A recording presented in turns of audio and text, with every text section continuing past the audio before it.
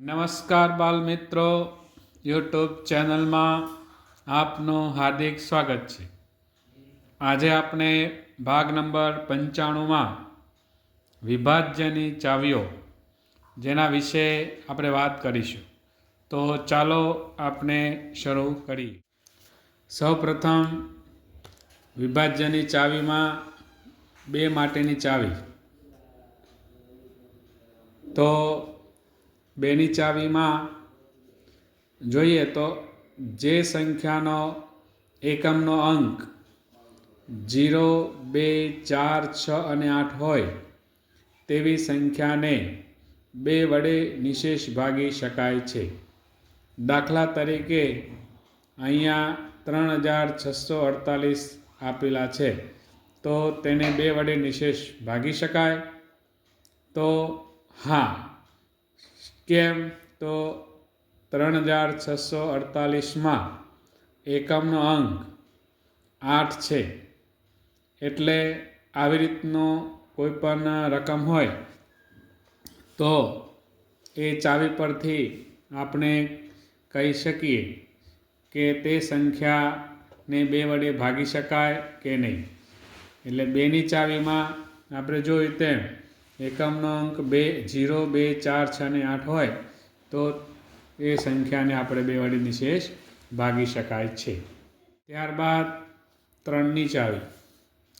3ની ચાવીમાં જોઈએ તો જે સંખ્યાના બધા જ અંકોનો સરવાળો 3ના ગુણાકારમાં આવે અથવા 3ના ઘડિયામાં આવે તો તે સંખ્યાને 3 વડે નિશેષ ભાગી શકાય છે. દાખલા તરીકે અહીંયા સંખ્યા આપી છે 3648. તો 3648માં આપણે જોઈએ તો 3, 6, 4 અને 8 એનો આપણે સરવાળો કરીએ તો 21 થાય. હવે આ 21 છે એ 3ના ઘડિયામાં આવતા હોય અથવા તો 3 વડે ભાગી શકાય તો આ સંખ્યાને 3 વડે નિશેષ ભાગી શકાય. તો અહીંયા આપણે જોઈએ તો સરવાળો 21 થાય છે, તો 3ના ઘડિયામાં 21 આવે એટલે આ સંખ્યાને 3 વડે નિશેષ ભાગી શકાય. ત્યારબાદ 4 માટેની ચાવી. તો અહીંયા જોઈએ તો કે જે સંખ્યાના છેલ્લા 2 અંકથી બનતી સંખ્યાને 4 વડે નિશેષ ભાગી શકાય તો આખી સંખ્યાને 4 વડે નિશેષ ભાગી શકાય. હવે આપણે આમાં જોઈએ તો 2 અને 4ની ચાવી થોડી મળતી આવે. 2ની ચાવીમાં એકમનો અંક 0, 2, 4, 6 અને 8 હોય છે, જ્યારે 4ની ચાવીમાં છેલ્લા 2 અંક જે છે તેથી જે સંખ્યા બને અને એને 4 વડે ભાગી શકાય તો તે અને 4 વડે નિશેષ ભાગી શકાય. તો અહીંયા 3648 રકમ છે, તો એને 4 વડે ભાગી શકાય?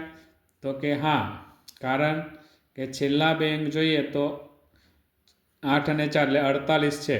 એ 48ને આપણે 4 વડે ભાગી શકાય, તેથી આપેલ સંખ્યાને 4 વડે નિશેષ ભાગી શકાય. ત્યારબાદ 5 માટેની ચાવી કે જે સંખ્યાનો એકમનો અંક 0 અથવા 5 હોય તેવી સંખ્યાને 5 વડે નિશેષ ભાગી શકાય છે. દાખલા તરીકે 36450 એને 5 વડે નિશેષ ભાગી શકાય? તો આપણે આ ચાવી મુજબ જોઈએ તો હા. શું કામ? તો કે એનો એકમનો અંક 5 છે, એટલે આ સંખ્યાને આપણે 5 વડે નિશેષ ભાગી શકાશે. ત્યારબાદ 6 માટેની ચાવી. તો ચાવી નંબર 2 અને 3 બંને એક સાથે લાગુ પાડી શકાય તો આપેલ સંખ્યાને 6 વડે નિશેષ ભાગી શકાય. દાખલા તરીકે અહીંયા સંખ્યા આપી છે 3612. હવે એને 6 વડે નિશેષ ભાગી શકાય? તો કે હા. તો કેમ? તો કે 2ની ચાવી અને 3ની ચાવી. તો 2ની ચાવીમાં શું છે? તો કે એકમનો અંક 2, 0, 2, 4, 6, 8 હોય તો 2 વડે ભાગી શકાય. તો પહેલી વાત કે આ સંખ્યાને 2 વડે ભાગી શકાય. બીજું, હવે બીજી ચાવી છે 3ની ચાવી. ત્રણની ચાવી જોઈએ તો ત્રણની ચાવીમાં શું છે તો કે આપેલી સંખ્યાના સરવાળાને 3 વડે નિશેષ ભાગી શકાય. એટલે કે 3ના ઘડિયામાં આવતી હોય કાં તો 3 વડે નિશેષ ભાગી શકાય તો તેને આપેલ સંખ્યાને 3 વડે નિશેષ ભાગી શકાય. તો અહીંયા આપણે સરવાળો જોઈએ તો 3 છે 6 9 10 ને 2 12. તો 12ને 3 વડે ભાગી શકાય અથવા તો 3ના ઘડિયામાં 4 12 આવે છે એટલે 2ને 2માં પણ લાગુ પડે અને 3માં પણ લાગુ પડે જે ચાવી. તો એવી સંખ્યાને આપણે 6 વડે નિશેષ ભાગી શકાય. આ છે 6ની ચાવી. 6ની ચાવીમાં 2 અને 3 બંને ચાવી આપણે ધ્યાનમાં રાખીને આ દાખલો ગણી શકીએ. 8 માટેની ચાવી તો જે સંખ્યાના છેલ્લા 3 અંકથી બનતી સંખ્યાને 8 વડે નિશેષ ભાગી શકાય તો આખી સંખ્યાને 8 વડે નિશેષ ભાગી શકાય. હવે 4ની ચાવીમાં આપણે જોયું કે છેલ્લા 2 અંકનો સરવાળો અને 4 વડે ભાગી શકાય તો આપેલ સંખ્યાને 4 વડે નિશેષ ભાગી શકાય. તો 8ની ચાવીમાં છેલ્લા 3 અંક લેવાના છે. તો અહીંયા જોઈએ આપણે તો 3512.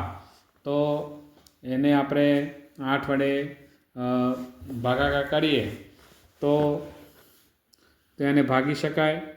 તો આપણે ભાગાકાર કરીને જોઈએ તો 8 6 48 ને 3 વધ્યા 3 ને 2 32 એટલે 8 ચોક 32 એટલે આ સંખ્યાને આપણે 8 વડે ભાગી શકાશે.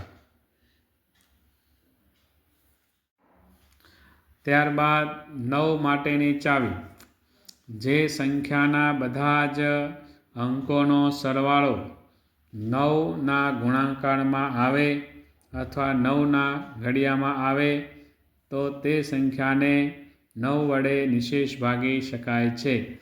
એટલે કે આપણે જોઈએ તો બધા જ અંકોનો સરવાળો એટલે કે 3ની ચાવીની જેમ જ થાય કે 3 ને 6 9 ને 10 ને 18 એનો સરવાળો થાય તો 9 વડે નિશેષ ભાગી શકાય.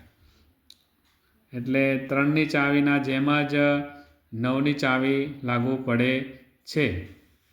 બાદ 10ની ચાવી તો જે સંખ્યાના એકમનો અંક 0 હોય તેવી સંખ્યાને 10 વડે નિશેષ ભાગી શકાય છે.